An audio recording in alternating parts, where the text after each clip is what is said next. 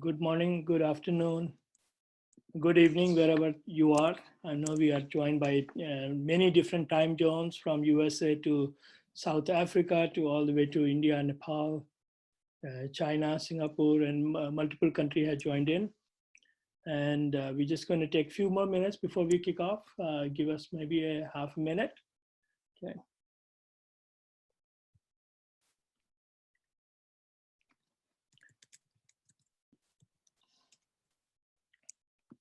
So once again, good morning from Washington, DC. And we are joined, I'm Suman Timsina from International Development Institute. And I'm joined by my colleagues here to bring this webinar to you. As we are all facing an invisible enemy, like everyone says, COVID-19. We are cooped in the house. And so we have, and just to give you a background, we have been doing some training with students, high school students, some college students, STEM program, as well as cultural leadership, and few training programs for the school principals on school management. So many of them have reached out to us, hey, how US and schools in US are doing, how US colleges are doing, can we know, so that maybe we can learn best practices from each other. And that led to this webinar. And so we are here with the webinar, and I'm just going to introduce you the moderator, and he will take it from there. And at the same time, I just want to thank some of the participants who sent us their feedback, and we even received a feedback from one of the school in China yesterday, what they did and how they managed during this crisis in China. So having said that, let me introduce you to our moderator for today, Dr. Arun Joshi. So Dr. Arun Joshi brings a very wide range of experience in the field of education. He has worked at World Bank in Washington, DC for over 2 decades. His experience in education policy reform and program development has been pretty wide in the Middle East, Africa, and South Asia. He's currently adjunct faculty at George Washington University in Washington, DC. He has a master's in international education policy and doctorate in human development from Harvard University. He's also a founder of Leadership Academy, founder and CEO of Leadership Academy in Nepal, and consultant with IDI, education consultant. And here I bring and I give it to Dr. Joshi, and he will lead it from here. This is supposed to last for 45 minutes to 60 minutes, depending on how many questions we have. And you have a chat window. If you have any questions, please send it through chat. And this is also being broadcasted live on Facebook. So we have lots of audience from Facebook. And myself here and my colleague Roshan, we will compile the questions and forward it to Dr. Joshi, and he will take it from there. Thank you. Dr. Joshi, all yours. Thank you, Suman. Welcome everybody from various parts of the world.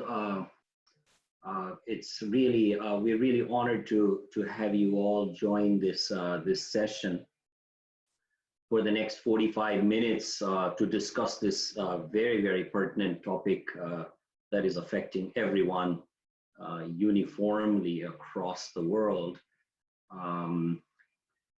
The purpose of this session is really to share ideas and experience from some of the very, very distinguished panelists we have today, and I will introduce them in a second.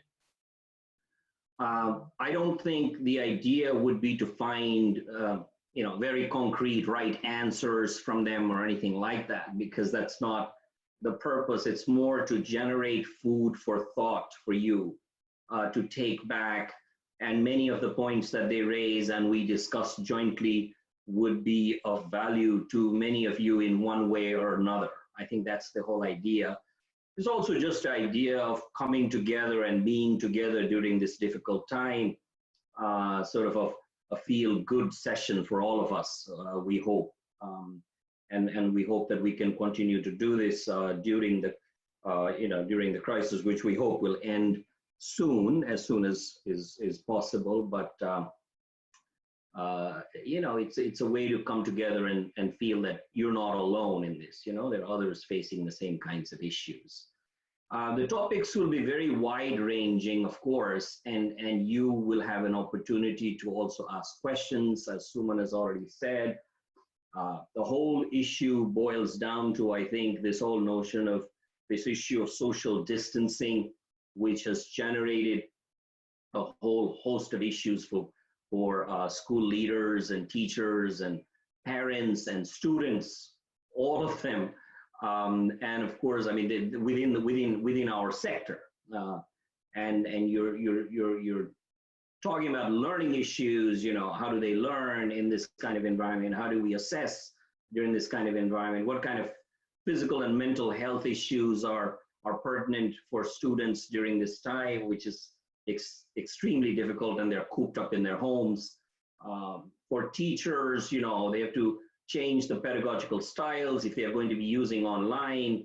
Of course, online is available to some students around the world and not others, and we need to be very cognizant about that. And the disadvantages, I mean, while the virus affects everybody uniformly, I think the impact is felt not that uniformly, and I think we need to also be very cognizant of that and see what are some of the issues related to that. I won't take any more of your time. I think it's more important to hear from our distinguished panelists. We have Rachana, Sizemore, Heizer, who's going to go first.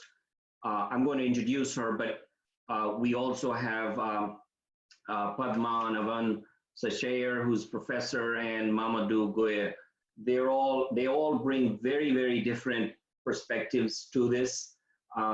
The way it's going to work is that they're going to get about 5 to 7 minutes to give their perspective, and we'll go one after the other.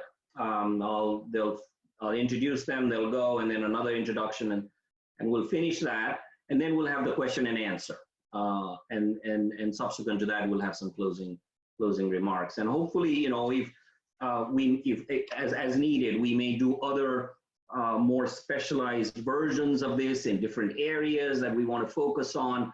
So we hope we can get some feedback from you as well in terms of your interest areas, and we may be able to organize other ones as well. So on to Rachana. Rachana Sizemore Heizer is one of the, I'm just going to read her introduction now, is one of the 3 at-large Fairfax County School Board members, the 10th largest school system in the United States, in a country of over 1 million, and a county of over 1 million residents. She's the first Indian American person and first Asian American woman elected to the Fairfax County office. She's also the program coordinator of the Human Resource Department minor program and teaches employment, law, leadership, and diversity and cultural competency online at Texas Tech University. She received both her Bachelor of Arts in Political Economy and her law degree from the University of California at Berkeley, and started her career as a corporate and employment lawyer. She has served on numerous community boards and spent over 12 years as a disability justice advocate, working with state and federal officials on education policy and criminal justice issues. Her goals on the school board are to bring a voice to those students who most need it, while ensuring a strengths-focused and interdisciplinary education that fosters creativity, critical thinking, and real-world problem solving. On to you, Rachana. Thank you very much, everybody, and welcome. Good evening, good afternoon, wherever you are. I hope you all are staying safe. Thank you for the opportunity to share what we're doing here in Fairfax County. As we heard, Fairfax County here in the United States is the 10th largest school system. We have nearly 190,000 students. And while many in the United States think of Fairfax County as a fairly wealthy county, we actually have quite a variety of students, and quite a few students actually who are in need. Nearly a third of our students, about nearly 60,000 students receive free and reduced price meals, and so they're food insecure. We have 55,000 students who are English learners and 25,000 students with disabilities. So I bring this up to say that these broad and varied populations create quite a few challenges in pivoting to online learning. We also have 24,000 employees, full-time employees. We are the third largest employer in Virginia. So making sure our employees and their varied health needs are taken care of while pivoting to online learning has been challenging as well. And we have over 200 languages spoken in our school system. So making sure that our materials are accessible in a variety of languages has been also some of the challenges. And I'm sure like you, everybody's out there trying to make sure that we do the best by our students and our teachers and providing them the education that they need. So here's what we've been doing in Fairfax County in case some of you found this useful across the world. The first thing we realized we needed to do was to make sure that as many of our students as possible were ready to learn. And what that meant was that not all of our students have access to technology. So we needed to make sure here in Fairfax, all of our high school students have been given computers one-to-one, but our middle school and our elementary school students have not been. So we went through our schools and made sure all of our laptops that were in our schools were cleaned and distributed in a social distancing safe way, which took quite a long time, to those students who needed it. We also realized that many of our students don't have internet access, so we had to give them portable Wi-Fi's, or called MiFi's, to let them have internet access. And our first priority was to make sure that our students were fed. As you heard, we had nearly 60,000 students that are food insecure. So we started a meal program the first day we were closed, and we've served nearly 200,000 meals to our students on a daily basis, Monday through Friday. So that's how we sort of did some of the work to get our students ready to learn while we were teacher training. Some of the issues around teacher training, of course, is that some teachers are more adept at online training. We closed schools before we had the chance to train teachers, so their training has been in an online environment. So with those challenges, what we did as a school system, we are in the middle of our third quarter grading. We have 4 quarters here in our school system. We've left our third quarter grading grade book open for a few weeks extra to give our students a chance to redo assignments or turn in new assignments to get a grade for the third quarter. Our fourth quarter, we are not giving our students grades, but any work they turn in can help increase or improve their final grade. And that was our way of trying to find that balance in online learning for the rest of the year between understanding that students at home have different levels of support as well as different levels of need. Some of our students are becoming caregivers for younger children as their parents are still working. So we didn't want to add to the anxiety and stress of our students. So our fourth quarter grades will not be graded and hurting students, but if they want an opportunity to increase their grade or improve their final grade for the year, we've let them do that. And that's the balance that I think all school systems are challenged with right now, is recognizing that it is much more difficult to provide an equitable education for all of our students in an online setting. So how do you balance the need between an equitable education and a good education? And that's the balance we're trying to walk. So that's the first thing we did, is we also recognize the second step is the importance of creating community. If you don't have grading for the fourth quarter, how do you get your students to actually check into classes? And so we've done a lot of outreach from our counselors, from our principals and trusted staff to especially those students who are identified as at risk, phone calls, internet check-ins to make sure those students are doing okay.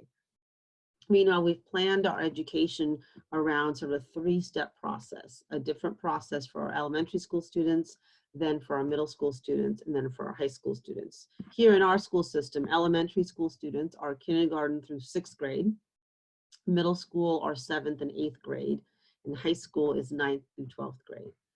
And the high school students, those are the ones who are most concerned about their grades and their test scores for going on to college. So we recognize that there's a need to make sure that they can continue building their college portfolio, as you call it, in their grades. So at the elementary school level, because our elementary school students do not all have access to laptops, we have put on virtual lessons online and had teacher-led classroom time, but we've also mailed packets every week to every elementary school students. Our parents will have the option of opting out of mail-in packets if they do have access to computers, But one of the ways we balance that equity issue and the access issue is to say every elementary school student will get a packet of learning every week, and then their teacher will be available every day for 2 hours online to lead lessons in going through those packets. And so if our students don't have access to the computer, they at least still have the work at home. Those lessons we're doing virtually will also be recorded. So if students can't access them during the time that they're there, they'll be recorded for later. At the middle school level, and here in the United States, in middle school and high school, you have 7 different classes with 7 different teachers that you rotate every day in a block scheduling way. So what we did at the middle school level is we have 2 days of synchronous teaching, where each class will meet for an abbreviated period of time, recognizing the issues of not wanting our kids One on more minute. and at high school, we did it for 2 days, but we did those on opposite days. So for families that have a middle school and high school student, Monday and Wednesdays when their middle schoolers are online for live classrooms, Tuesdays and Thursdays or when the high schools are online. That way they can share computers on the opposite days that teachers are available for office hours and remediation. The other thing that we also recognize is a lot of opportunity here in online learning. There's a lot of opportunity in our standardized testing being canceled, because now we can build in lessons around creative, project-based learning that follows the student's interest, that can help create those connections, because the students are really engaged in guiding their learning and kind of having fun with their learning in a way that lessons building towards standardized testing could not. So we try to look at it a way of equity, of access, of community, of connection, and of creating opportunities that we may not have had in a previous environment. And the last piece that I will leave with you is the recognition that we have and plans we're already putting in place for longer term remediation for some of our students who are going to need it. So we recognize that when this is over and we're able to come out of our social distancing caves and go back into communities and schools, that some of our populations will need more remediation, and we're building long-term plans. So it's putting this community in place that has as much flexibility as possible, while also recognizing that this won't work for everybody and we need to figure out how to remediate that long term. So that's, I'm going to stop here and leave it and turn to everybody else, and then be available to answer questions later on. I hope that was helpful in terms of what we're doing here in the United States. Thank you. Thank you so much, Rachana. We move on to Dr. Padmanabhan Seshaiyer, as we usually call Padu, serves as Associate Dean at George Mason University here in Virginia. His research interests are in the broad areas of computational mathematics, scientific computing, computational biomechanics, and STEM education. During the last decade, he has initiated and directed a variety of educational programs, including faculty development, postgraduate, graduate, undergraduate research, K-12 outreach, teaching, professional development, and enrichment programs to foster the interest of students and teachers in STEM at all levels. He's also actively involved in multiple global STEM collaborative projects involving the SDG 2030 and training programs that engage students, teachers, and faculty from over 20 countries. He has won several prestigious awards for his contributions to teaching and research. In April 2019, he was selected as one of the figures that matter for his contributions to academia and society, and was awarded an honorary doctorate by Vrije Universiteit Brussels. So I think we'll hear more from his perspective, which is academic, from an academic side, but I think with a lot of applied aspects that Padu has been able to integrate into his work. So let's move on and hear from him. So good morning, everyone. I hope you can all hear me. I just wanted to, first of all, thank you all for joining from whatever time zone you are at. So I do have, a perspective from both university, and since I work very closely with K-12, I can resonate with lots of things that you just heard from Rachana also, because after all the students that come to college are all coming from K-12. So, so there is that transition piece that I'm very, very interested in always.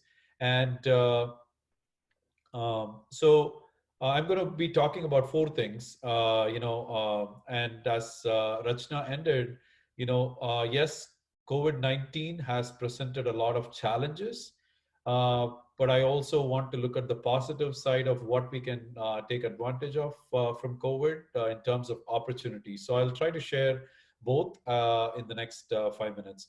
So definitely, this has put a lot of toll on faculty members in the college, because most faculty are traditional when it comes to teaching. So they like to hold their chalk and go to the board and write nicely. And they are all good teachers when it comes to a blackboard or a green board or a whiteboard with a nice marker or a chalk piece. But when the whole thing changes to online instruction, it is much more than just demonstrating content knowledge. It's more about how you actually present in a pleasable way, in a presentable way, in a way that the students on the other end are able to receive it, so they understand the content as well as they enjoy and they watch you for a longer time. Just imagine uh, the difference between you teaching online and them watching a movie.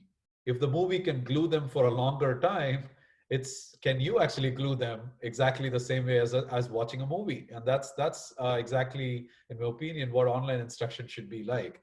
And of course, the only difference is that in a movie you can't really respond and give feedback because you just watch what is shown to you.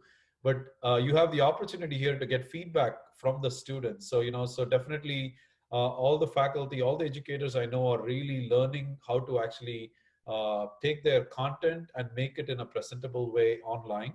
And as Rachana pointed out, in the K-12 system, same thing is happening in the university system in terms of grades being changed to pass, fail, and giving the option to the students to decide whether they actually want a letter grade or not. And so the instructors are going to be accommodating students. So for my first part was to think about how do we plan for students. So the best thing is to understand your students. How much they have been displaced due to this. Many of the college students had to go back to their homes.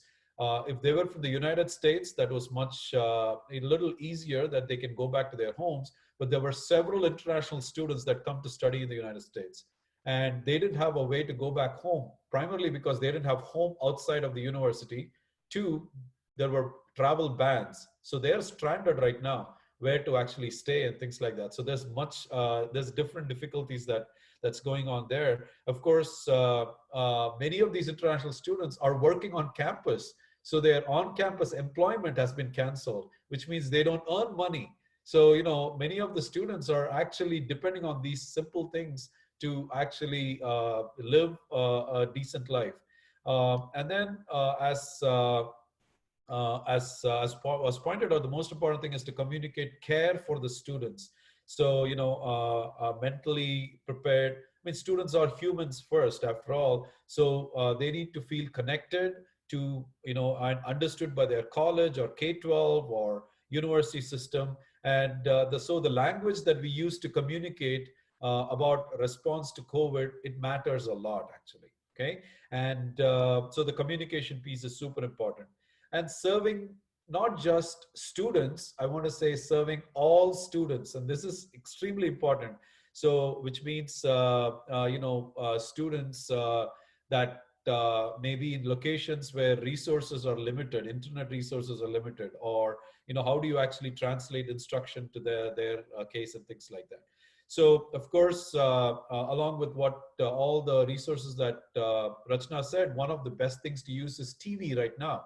So you could actually have dedicated TV channels where you can actually have a math subject or a physics subject and all that stuff. So you could actually record these things. So TV channels is becoming very popular. For example, I work with a country in South America and we created a program. Now all those lesson plans that the teachers help create with me are going on TV channels. And each day they are actually demonstrating a TV program on science or math or technology or arts. So speaking of which, I don't just work on STEM, science, technology, engineering, mathematics. Arts is super important, so that makes it STEAM. And R, adding the R to it, which is reading, is even more important, because without reading, you cannot do a math problem, or without reading, you cannot do science. So think about STREAM. We stream videos, we stream movies, we stream audio. So idea is to simply stream education. And what I'm trying to say is, how do you integrate all these different topics? And this is probably the best time to actually think about COVID-19 as not just a challenge, but as an opportunity. So for teachers out there, how can you integrate COVID into your subjects? Can you talk about the science behind COVID? Can you talk about the mathematics? Think about the numbers that they're talking about. Think about how the number of people that are getting infected is doubling and tripling, and how it goes day by day. Can you actually collect the data in an Excel file? That's technology. Can you actually use that data to plot something? That's visualizing data. Can you actually interpret what is going to happen later? That's called predicting with data. So here is the fundamentals of data science that can be actually brought in. So as an educator, I'm trying to give you a chance to think about how you can incorporate what is going around us.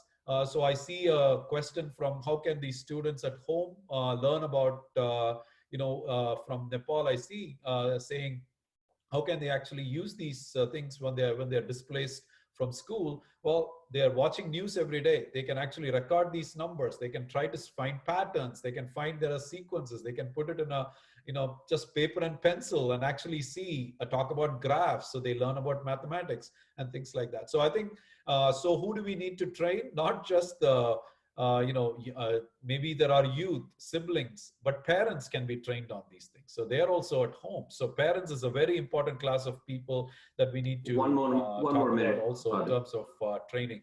Then culture-based education, super important. So use what you have at home to teach, content. For example, if you want to teach fractions, you don't have to come to school and actually talk about fractions. You can talk about fractions at home. Look at the number of bottles that you're throwing, what fraction of food you're wasting and things like that. So, those are things that we can definitely bring into the context. So something's happening at home, for example. And in terms of training, the power of multiplier effect. That means you train 10 people, each person trains 10 other people, that person trains 10 other people. Before you know, there's 10,000 people trained, right? So, that type of idea that can be used, will be very helpful. And so, I know that as our job as educators is to do many other things besides teaching. Everything from being a referee to a counselor, to a therapist, to a mediator, to a mentor, to being a coach, to being a motivator, to being a manager, sometimes even being a comedian in the classroom. But I think the idea is to actually impress the students with whatever the way they are actually learning. And my final comment is about assessment. And I'm actually happy to see this whole idea of assessments being dropped in many countries. I know that in India, if you're listening from India, the entire ICSE exams were canceled. CBSE halfway, they actually canceled it. So this may be a chance to think about, are we giving these exams to test the students, just to pass a test? Or is COVID-19 given us an opportunity to give exams to students to pass life? Okay, so this is the whole thing. Are we preparing students to pass a test, or should we be preparing students to pass life, as in preparing them for lifelong learning skills? How do you become a better communicator? How do you become a better critical thinker? How do you become a creative problem solver? And how do you, become good at critical thinking? I think these types of things are not intentionally brought into the K-12 or the university classroom. And techniques like project-based learning is a fantastic way to actually engage the students throughout the semester. So don't have to have a separate unit, but have multiple units connected by a single project. And think about, COVID-19 could be, of course, you have to be sensitive when you present the material, but then how do you actually use something like this to talk about infectious diseases, spread of diseases? What is the science? What is a virus? And what is a bacteria? What is the difference between the two? That's biology. When you're talking about how fast it spreads, that's mathematics. If you put it on an Excel file and actually teach them, that's technology. If you're actually, and people are trying to build masks, and the different types of masks that you try, that's engineering.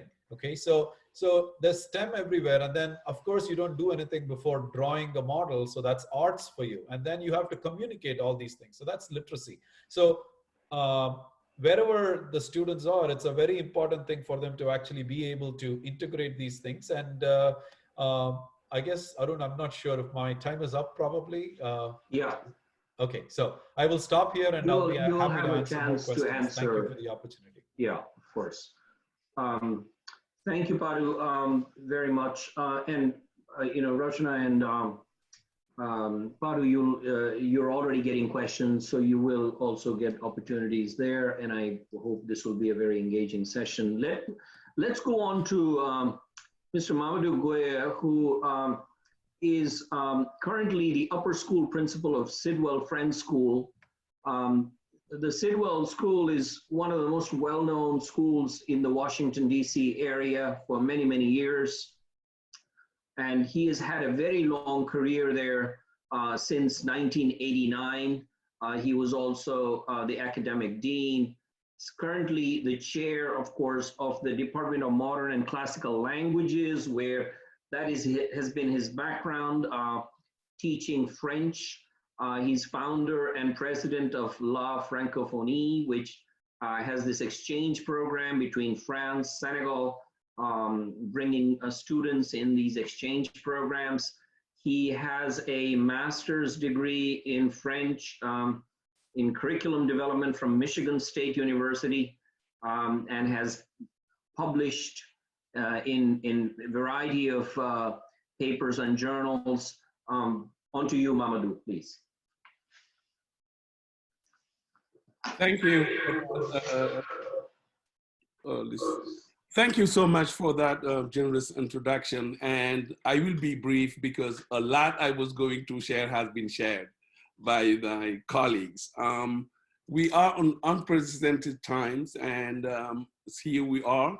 As Dr. Joshi said, I've been at Sidwell for 30 years. And Sidwell Friends, the word Friends means, it's a Quaker term, it's a religious affiliated school. Independent school, one of the biggest schools in the United States that is named Quaker. The Quakerism is a religion that was founded in the 17th century by George Fox, and they have been known in education. When you think about University of Pennsylvania, William Penn was the biggest Quaker who came here in the early 17th centuries and did a lot of good in fighting for the oppressed, from the Native Americans to slavery. And so we are a school with a mission that is really, even though the school has a reputation of, in Washington, D.C., of, oh, that's where the rich kids go. We have a lot of rich kids, but we also have kids who are struggling, whose families are making less than $50,000 a year. And when we were forced to come with COVID-19 in this plan of really going from face-to-face teaching into distance learning, we had in 2 or 3 weeks, we had to come up with a 21-page distance learning plan. And that plan was developed first to coach, but number one was really to train the teachers. And we are lucky, by the way, it's a pre-K through 12. We have 3 divisions, and each division has a head. And I'm the head of the upper school division now. This is my 6 years as head. But in the upper school, middle and lower school, they already had one-on-one laptop program. So the going into distance learning was a little bit less challenging, except just, you know, being in that mode of learning for the kids. But in the upper school, we don't have a one-on-one laptop, even though everybody has a laptop. We have a vast difference of ability in terms of, or comfort with technology. So what we had to do, since there was no choice not to use technology, was to really train the teachers in 2 weeks before the spring break. We trained the teachers, and then also audited technology to make sure that everybody has a laptop, the student body. And we've been doing that because of our commitment to economic diversity. So all of our students have access to laptop at home, but then sometimes the speed of the internet is slow. We had to pay for all of the internet access for all of the students who are on what we call financial aid, who get a lot of aid because the school is pretty expensive. And so from that, we went the audit, making sure the kids have the tools they need to learn at home. And now there is a committee of which I am a member, monitoring what's going now. Even this morning, when I woke up by 5:30, I have gotten a dozen emails for parents just giving me feedback as we are moving on to Monday for a full professional day devoted to what's working in our plan and what is not working in our plan. So a lot of things have been said here, but the challenges and you know, the opportunities are also here. For the first time, I'm hearing some students emailing me to say the greatest thing about distance learning is now they're sleeping more than they ever slept in their high school career. So that's a good thing, because in high ed, in high school, we always ask the kids to sleep. They're not sleeping well, especially the juniors thinking about college and all of that. So let me stop here so that for all of us to really give the panel, to give people a chance to really ask questions. Thank you so much. Thank you very much, Mamadou, for that perspective from your school directly, which is adds to that variety of perspectives that we've heard from the three panelists. I think we need to now get on to the questions so that we have an engaging session. We have several questions coming up. Let me just look at some of them, and I think we should just go also in the order that they have been coming. One of the key questions that have been raised is this issue of engaging with students who do not have online access or have difficulty perhaps with the hardware, without having laptops, or with access and all that. And I think both Rachana and Mamadou have noted a little bit about that, but maybe do you want to talk a little bit about how those packets work, Rachana, maybe Yeah, I'd be happy. As well as maybe Mamadou might have ideas also from your experience in other countries. This is important because in many parts of the developing world, we can't expect the kind of facilities and access that we have here, for example. Yeah, I'm really glad you brought that question. I'm glad you brought that question up, because that's something that we even here are struggling with some of our students who don't have access. And while we've mailed them packets, it's hard for students who don't have access to then get guidance on those packets. So there's a couple of creative ways you can do it. We have some apps. If some of the students have access to cell phones, there are apps on cell phones that allow you to do group chats, WhatsApp. There's several just sort of like group community apps you can use to at least guide some questioning using using the cell phones if they have them. If they don't have access to cell phones, one thing you can do is actually what I was reading about when trying to figure this out, what happened during the Spanish flu influenza in the 1918s is when schools were canceled, they used radio lessons. And they actually, similar to others' idea of TV stations, they broadcast lessons via radio.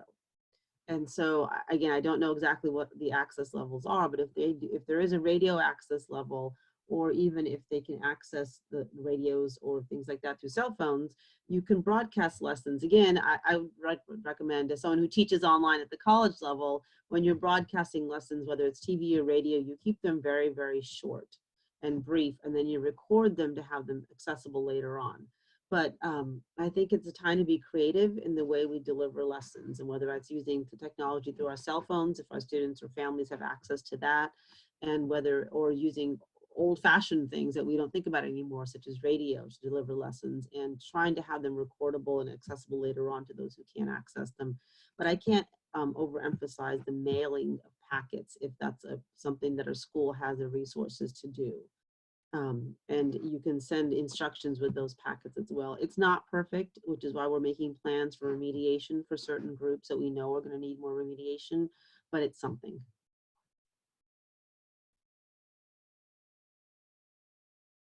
Any thoughts from your end, Mamadou? I just wanted to say too that from my end in my school, I always do comparisons too. I am talking to my friends who are educators in the village I grew up in Senegal. And you know what the option is in there, unfortunately, is usually we just call this year out and everybody has to repeat a grade. That, just when I think about that perspective, I tell my parents who are so worried about this, that, oh, we'll not finish this math problem, or we'll not finish this content. I'm saying that, as the professor said about today, we are not trying in this distance learning plan to finish a math problem. It's really to teach the kids the skill they will need to really be competent in life. The skills of gratitude, problem solving, kindness, patience, flexibility. These are the kind of things that our kids need to learn. And for here, again, independent schools do not have the challenges because we are smaller. The entire school of Sidwell, France, for example, is 1,142 kids. Think about the Fairfax County school system. That is a larger challenge.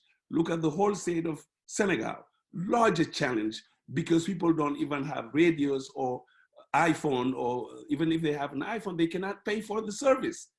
So it's all about perspective, really.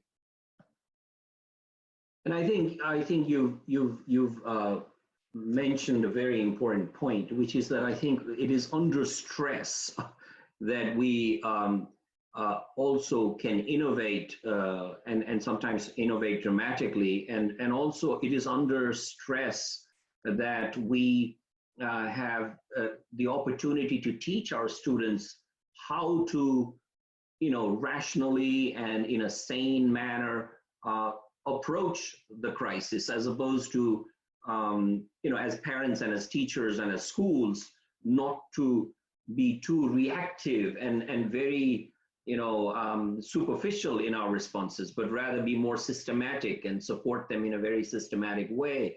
And this whole idea of planning, and the point that Mamadou mentioned about structured planning, and then monitoring how the plan is being implemented, and then taking feedback from parents.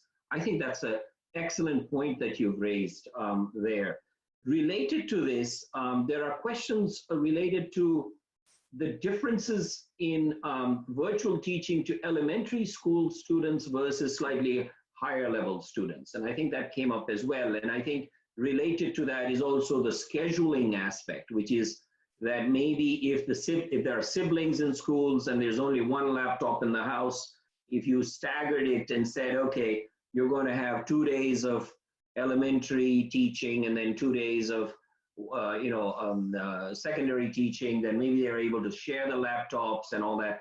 Is that something that you want to talk about a little bit, Rachana, a little bit further on that, and anything else that others might want to contribute on? Yeah, I'd be happy to talk about that. When we did our distance learning plan, we really thought long and hard about the variety of access our students would have at home, whether it's some sharing a laptop and some not having a laptop at all, and how do we build as much flexibility into the plan. And that is the biggest, I think, takeaway, is that we've got to be flexible in both what we teach and how we teach it. And you look for opportunities in that flexibility, as Padmanabhan mentioned. But what we have done in Fairfax County is that for middle school and high school students, we've staggered the schedules deliberately. So synchronous teaching takes place 2 days for middle school students and 2 different days for high school students. So families, a lot of whom have a middle and high school student, there's one laptop that can allow both sets of students to access synchronous learning. On the opposite days, high school students or high school teachers, excuse me, and middle school teachers hold office hours and virtual learning opportunities. There is opportunity for students to make like an appointment outside those hours. So if the laptop is being used during those check-in hours, they can use it, they can make appointments during different times. So we're trying to get as much flexibility as possible. I know there's some concern about teachers being trained and a little nervous about teaching this way. One of the things that we have done is every Monday is going to be a day to sort of check in with families, check in with teachers, do teacher collaboration and planning, so the teachers have time to continue planning going forward to give our lessons as best as possible. For our elementary school students, what we've done is we've had 1 to 2 hours a day of teacher-led learning. And so that may at some points overlap with the middle school and high school students, but we hope that for these students, it's just sort of more conversations. So even if parents have cell phones available, they can access that through cell phones for some of these students, but or iPads. It's not requiring a full laptop. And a lot of our elementary schools or middle school schools, some of them have iPads available to access these lessons, but they're really more teacher-led conversations. I saw one question earlier about how do we keep it as simple as possible. And one of the recommendations I tell our teachers is, look, you don't need to be an expert on online learning tomorrow, right? You can take a lot of what you do in the classroom in terms of building those connections, keeping students engaged, talking to them. You know, you can do that in an online setting.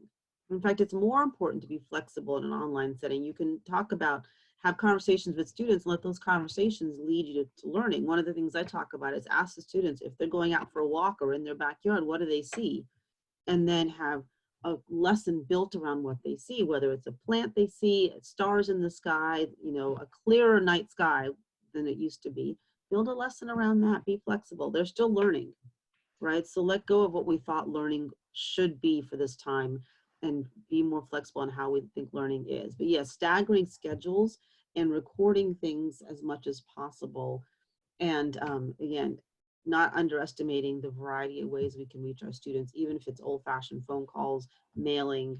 And I'll be honest, the recognition that this is not going to be as equitable as we would like it for every population of students. It's just not. And that's where I talk about the intense remediation that we're going to need going forward. There are limitations to online learning, and we need to recognize that and build in plans for it longer term. I saw a question about, and if you don't mind, answer about intellectual disabilities taught online, and what's your thoughts for kids with severe disabilities? It's funny you mentioned World Autism Day, because I actually talked about that. My son has autism, so I'm very familiar with some of these challenges. And it is difficult for children with severe disabilities. It is really, really difficult. And that's where I would go back to, building on the basic skills on an online format, and going back to the recognition that for some students, we're going to need some intense remediation, because you can only recreate so much in an online setting. But I would really think about, with those students with intellectual disabilities, just having simple flashcards available. I'll be honest, in some ways, some of our students with intellectual disabilities do better with visual cues. So if they do have access to the internet, usually more visual cues on the internet and social stories that flash up might actually make it easier for them to learn than in a classroom setting. Not ideal, but the reality is that we need to do the best we can for all of our students. But the ones with severe disabilities, we're going to have to do some intense remediation for them. There's really no other answer. Can I add to that? Yeah. So please go ahead. I'll also answer a question that I see is how do you actually integrate a complete idea of a thematic approach? So I definitely like the example that Rachana just quoted, just walking outside.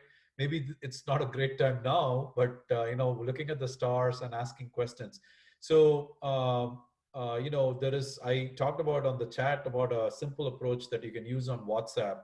If you have a group, and then there's a educational approach called notice and wonder. So you actually give a picture and then say, what do you notice? And then people can give completely diverse thoughts about it. And then you can start to ask them the dedicated questions like, what do you wonder about the mathematics? You can give a picture of a sandwich, and they can talk about how much does it weigh? How many grams of sugar is there, or salt is there? And so they can talk about the mathematics.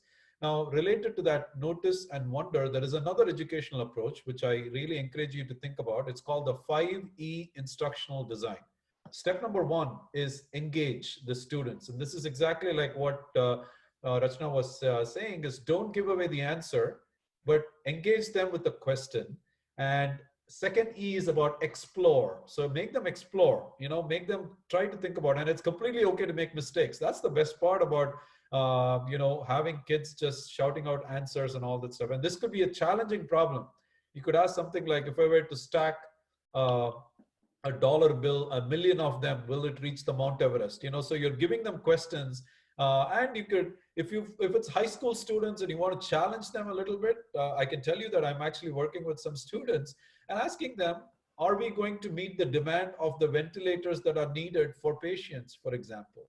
So we have to work with the number of population, and you want to understand. So you're bringing mathematics inside and things like that. The third important thing, so engage, explore, and the third important thing is explain. And this is all can be done, say, using texting and things like that. And then they have to actually, as they explain, they are going to find out that one person did not think about something else. And so then they have to actually elaborate on their thinking. And then the last E is evaluating.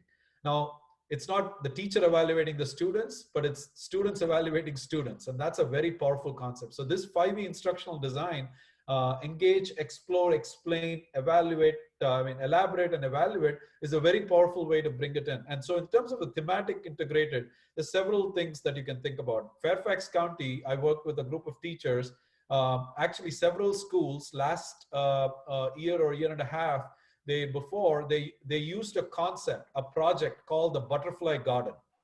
All the elementary schools decided to actually focus on the butterfly garden. This was about the butterflies that fly from Mexico all the way to Canada and come back.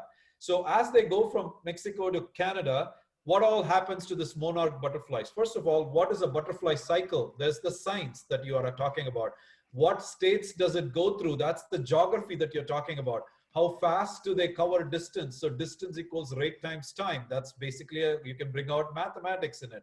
You can bring out historic perspectives of butterflies, and where about Mexico, and where and you can talk about migration and things like that. And so I'm talking about one simple project that brings community together. And then of course the science, the students were all going outside and building a garden. This was the whole reason why it was called the Butterfly Garden. And then the teachers had lesson plans created around it. So now I'm giving you an example of an integrated approach where you can actually, and the students were taking data on the number of butterflies that come and things like that. They were taught little, kids nowadays, technology is nothing to them. They can pick it up on the fly. So, have them collect the data and make predictions and things like that. So it's a way, so using the situation that you have, and around you to build a lesson, and that's what is helpful to actually integrate all the subjects. Yeah. If I could just add that super quick on top of that. In Fairfax County recently, we have developed what's called a portrait of a graduate, which is exactly what Padhu's talking about with these butterfly gardens. And the portrait of a graduate, the idea is that you're building a graduate who's able to have critical thinking skills, communication skills, collaboration skills, and resiliency. All of these are skills that are difficult to teach in an environment that focuses on standardized testing. And so now we've taken that environment away, and we have room to build the skills that really I hear from employers all the time that are useful in the workplace and in college, is these skills of how do you work together, how do you look at the world and ask questions about it, right? And that's what we're encouraging our teachers to do, is to think about going outside and asking those questions. So absolutely, but I think one of the issues for the panelists is really, in this situation of, on the sort of a traumatic sort of end to normal life suddenly, and of course everybody's grappling with it. The question is, how do the parents get prepped up? How do the teachers get prepped up? How do the students get prepped up? That becomes an issue. Talking about some of the, I think some of the points that you've raised are critically important even during normal times. I guess the point now is also, can you give us some perspective, in terms of how do we get them started in terms of even communicating some of the basics, and where communication is very weak, for example, in many of our developing countries. So can we focus a little bit on that, and then we try to start bringing it to a closure, because of course there's so much to talk about, and there's so little time, and of course we can always do more later on. But nevertheless, I just like to put that out there, because I'm hearing a few questions here and there related to, okay, but how do we prep the parents? How do we do this? How do we do that?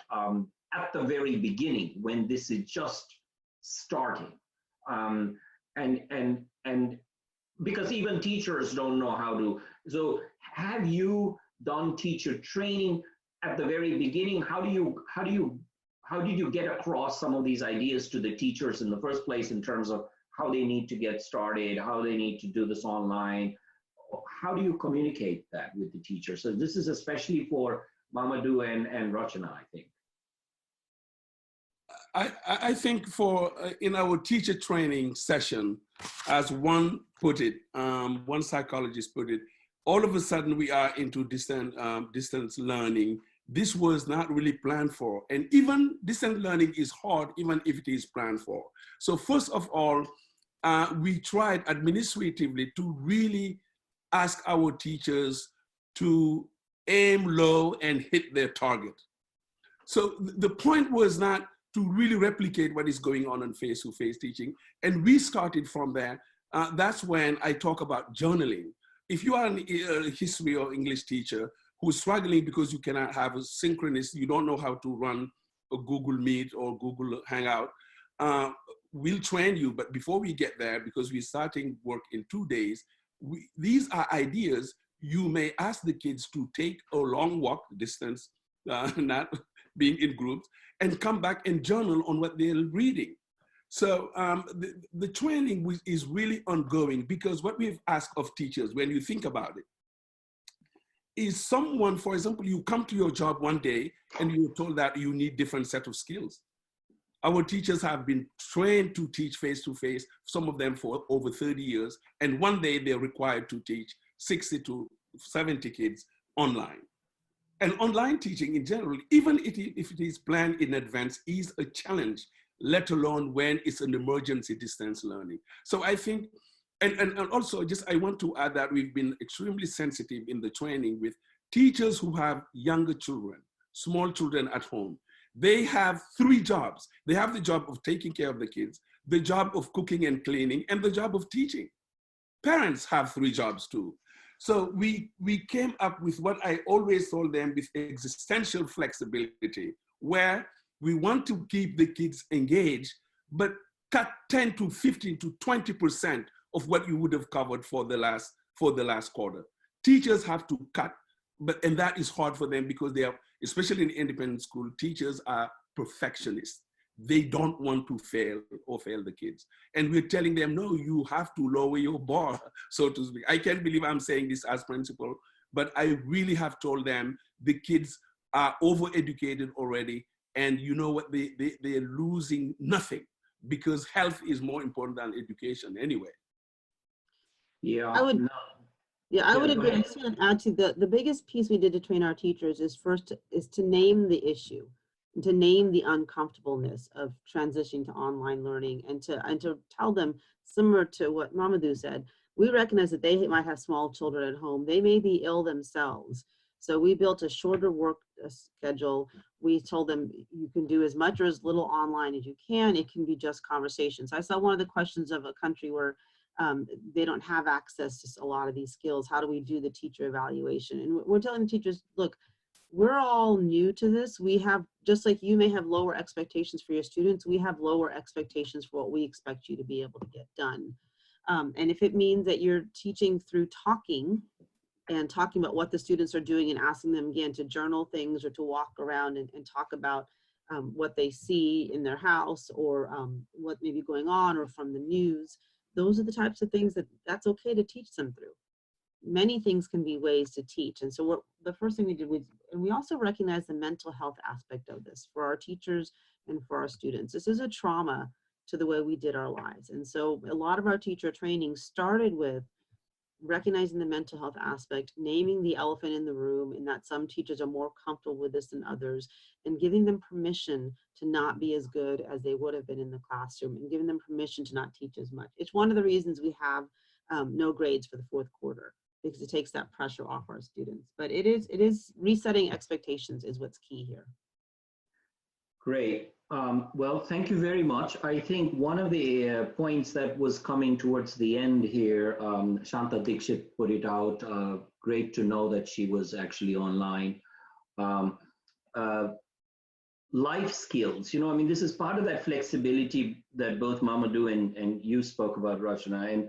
And I think allowing that added aspect, which has been sometimes missing in the rush of trying to get our students and our children into these packed routines from 7 o'clock to 7 o'clock at night, and sending them off to, the karate stuff, and then the music after that, and then the homework after that, and they're just driving them crazy. I think this is a moment to let them come into the house and learn in a different way. And Shanta presented something which is absolutely essential, which is, learning to do, household work, doing some household chores, and learning to do that without getting upset, for example, maybe. And all of that becomes tremendously valuable, I think, for them to learn in this situation. So talk about the challenge, that's an opportunity. I mean, we talked about how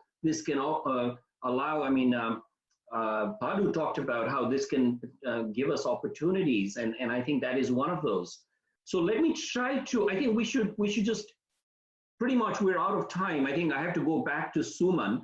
I think we talked a lot about the opportunities as well in this conversation. I was worried we would only focus on the challenges. Reaching out to the students, reaching out safely, of course. I mean, even when there is no online, there are packets being sent, food being sent. I don't know what is applicable in different countries. How to make it interesting for them, remaining engaged, keeping them engaged. And that is an opportunity for us to innovate so that they continue to learn, but learn in a more flexible and a different way than they're constantly been put under so far. Clearly, I think local solutions are important. I think these are all general ideas from around the world, but everybody really needs to think locally and even school-wise, because every school has a culture as well and a history of resolving crises like these. And then monitoring how you're actually implementing those solutions. All of that, excellent points raised. We couldn't, some of the questions and answers were answered in the sessions themselves, and thanks so much for doing that, panelists. And not all of them could be picked up, I guess, at this time. I'm going to hand it over to Suman now at this point. If you have any final thoughts, there was some ideas from China that had arisen, and I think those can be shared with you separately if we can't be in touch with the person. But on to you, Suman. This has been an excellent conversation. Thank you so much, everyone. And thank you, Dr. Joshi, and thank you all the learned panelists. I think it was pretty interesting for myself, having college going and a high school student at home. And I think as a parent, as a leader, as a professional, everyone is struggling with this. We all together in it. We're trying to figure out how to solve this problem. At the same time, as Dr. Joshi ended, we had a participant from China in this group as well, and she did send out an email to us last night saying this is how we tackled, and I think most of the issues were already covered by our participants. And one of the things I just want to emphasize, even they focused on focusing on students every day or every other day, checking in with the students, what's going on with them. So making that connection is very, very important, because we don't want them to be just going away and not getting connected. So that's a big challenge for all of us. And it's not just the school, even working from home or managing team remotely for principals to manage teachers, that's also a challenge. And so there are lots of other challenges, not just delivering lesson plan to students, but also managing the people who are delivering the lessons plan and the quality control and whatnot. So look out for some more webinars that coming up in our schedule. And thank you for joining. And I know we are about 5 minutes over the time. And having said that, good night, good evening, have a good day, wherever you are. Thank you once again.